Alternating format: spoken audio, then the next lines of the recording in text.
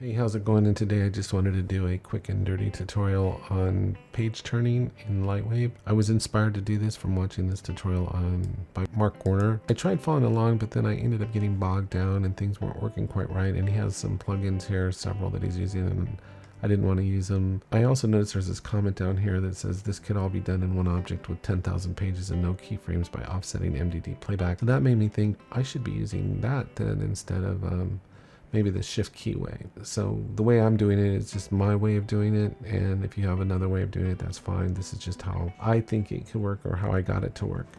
So anyway, we're gonna go, but this is a very good tutorial and very helpful, and so you should watch it because I don't follow it exactly at all, except maybe in the beginning. So we go up here to Modeler, and we're gonna go to Create, and we're gonna go to Box, and I'm gonna click and drag. And I've already got my segments in there. If we look at the numeric panel, we got 50X and 5Z segments. And then we're just gonna hit F2 to center it. Then we're gonna make sure we can hit spacebar to drop the tool. Click M, and then we come down here to New, and we're just gonna call this Page, and we're gonna go Create. And then we're gonna come close this, and then we're gonna come to Modify. We're gonna go to Bend. We're gonna come here on the vertical, and hold Control and just bend it down 15 degrees is good. You can do 15, 30, 45, it really doesn't matter. It's just a slight bend. And then once that's done, you just save the object as, and I'll just call it page 6. I do not want to tell you how many times I've had to do this tutorial today. I've run into so many little gotchas on this. Then what we're done is we're going to go to send object to layout, and there it is. And we're just going to reposition this a little bit so that we can see the page turn, because that's what this is after all, and I think that'll be good enough, something like that. Okay, and what I noticed is there's some sort of order of operations that LightWave has to follow, and if I did the page turn first and then added the morph, it didn't work out right and the page was distorting. So what I found out is I got to do the morph first and then add the page turn. So that's what I discovered in doing this. Took me a while to figure that one out. To do the morph first, what we're going to do is we're going to go to make sure we're on the object, and go to Properties, and we're going to go to Add Modifier. We're going to go to Morph Mixer, and we're going to double click this, and then depending where you drag this on the timeline will just determine how fast the page turns. So if you set a low frame, it'll turn fast. High frame, it'll turn slow. So I think a nice medium turn is about 25 frames. So we're going to click there, and then we're just going to click and drag that out to maybe like about 100%. We're going to drag this out to the 50th, and then we'll just put in 0 like that. Okay, and that's that. Okay, so now if I hit play, we've got our morph motion in place. Okay, that's kind of hard to say. Now what we're going to do is add the page turn, and to do that, what we're going to do is we're going to go to a null, and we're going to call this base, and go OK. The other thing I should remind you to do is to save the scene, because it could crash, and if it does, you don't want to have to redo all your work. So save early and save often. And we're on the base, and then what we'll do is just click and drag this to the bottom of the page like that. Okay, and then we're going to make another null, and we're going to call this handle, and we're going to go OK, and we're going to just drag this to about there. Okay, and that's all set. Now we're going to switch back to the page object. We're going to add a modifier. We're going to deform bend. We're going to double click this, and we're going to add the base to the base and the handle to the handle. I'm going to put it on the X and click OK. Then we can close this, and then we can come over here to the handle, and if we pull this, the page will turn. Oops, I do this all the time. We're going to go to Surface Editor and set double-sided. So now if you click and pull the handle up, let me just adjust this a little bit more. So that's that. So what we can do now, make this sure this is on 0 frame and put this on 0, and that'll keep it flat. And then we'll just drag this out to about the 50th frame and put this on 2, which will make it 180 degrees. And now if I hit play, we're almost home actually, we're about halfway done here. Okay, so if you wanted to add more bend on this, you just make sure you're on the page and go to the graph editor and you'd come down here and click on here, and you could adjust this pull. If you pull that up and give it more bend, so you can play around with this to adjust this bend of the page, but I'm not going to mess around with that.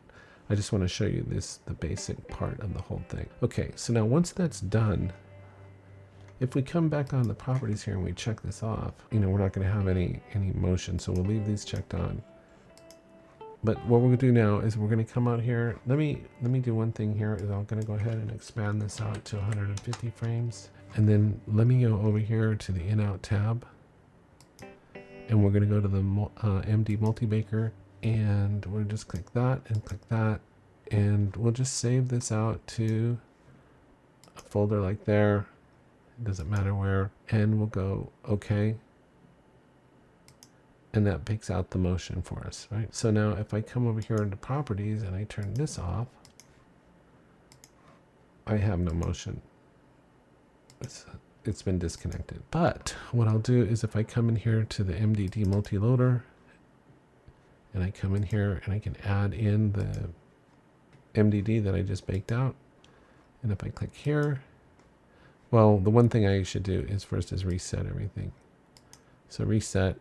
And if I click here and then I click here, it checks the box and I go OK. Now if I click OK, the motion is there, right? Okay. So now what I can do is if I'm on this object, I can go ahead and clone it. So if I just go item and I go to clone current item, and let's say I just hit 5, and I go, okay, 5. Now if I come in here now if I hit play, I think they're all going to go. They're all going to assume that motion. So let me go back into the in-out tab and come here to the multi-loader. I can just, I can reset everything, yes, and this will clear everything. So what I can do is if I click on this one, I'm going to, what I'm going to do is I'm just going to hit OK and clear everything. Okay, now let me come into the multi-loader again. Okay, so now I don't think I have any motion now, right? Let me close this. Okay, great. Now, I shouldn't have assigned that motion after I cloned it. Okay, so let me come into the multi-loader and I'm going to load that file again. Now, for some reason, I wasn't able to assign this all at the same time, and I had to keep reassigning, so I'll show you what I mean right now. I click here, and I click here. It's on 0 frames. I'll click this off, because this clears every time you redo it. And then if I go OK, watch what happens. So if I hit play, I get my first page turning, which is fantastic, right? Okay. Now, if I come in here to back in here, that's gone out, so I got to reload this file every time. And I don't think that's right, but I don't know what the solution is to that right now. But anyway, this is how I got it to work. So I click here, double click here, and now we'll offset this by 40 frames and go OK, and go OK. Now watch what happens when we play. There's page 1, there's page 2. Right? Cool, right?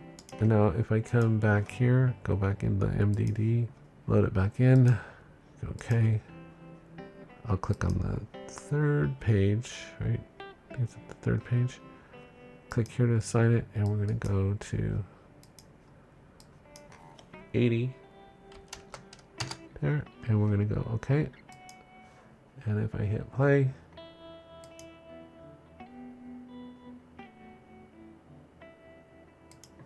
now if I come back and I go into, we'll go to I don't know why it goes out every time, so I'll have to figure that out. I'll go down to the 4th page, we'll assign it, and we're going to set this to 120 and go OK. Let's see. So you just keep going like that, right? Yeah, it's pretty cool. Now if you wanted to, you can also space these clones apart from each other. That's one thing that Mark does in the tutorial, but I just thought it was cool to get it running like this, and I think this is the way to go to bake out the motion. So I just think it's a really nifty thing to do. Anyway, I hope you found this helpful. If you have any tips or tricks for doing it better, please feel free to share them. So take care, and I'll talk to you next time.